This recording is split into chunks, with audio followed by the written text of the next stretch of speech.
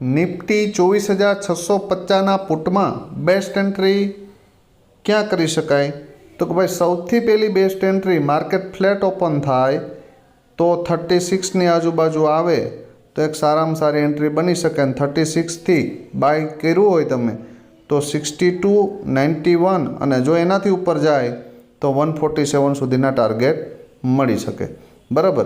બીજી એન્ટ્રી કે માર્કેટ ધારી લ્યો કે ભાઈ 91ની ઉપર આ એરિયામાં ક્યાંક ઓપન થઈ ગયો 116, 117 અને જો એ ડાઉન આવે, બરાબર, જો ડાઉન આવે આજના ક્લોઝિંગ સુધી અથવા તો 91ની આજુબાજુ અહીંયા આ એરિયામાં, બરાબર, તો અહીંયાથી એક બેસ્ટ એન્ટ્રી કરી શકાય અને 147 અને 190 સુધીના ટાર્ગેટ મળી શકે.